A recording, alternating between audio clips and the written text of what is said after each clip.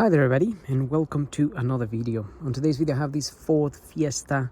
This is a 2013, the automatic version 1.6 petrol, and I'm just going to show you the location of the OBD2 port in this car, because I'm just going to plug my OBD, and I just thought I'll take the opportunity to show you where it is. So driver side, you have this little compartment here, and if you open it, you just have to press the little, behind here there's like a little flap that you press to lower this down, and then if you press this like this, also you lower this down, and that's the OBD port there.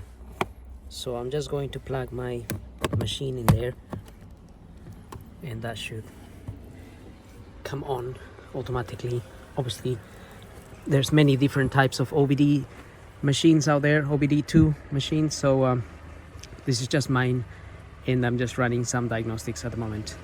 So anyway, as far as the location of the OBD2 port, that's where you can find it. So hope the video helps. Don't forget to subscribe, and we'll see you on the next video. So thank you for watching.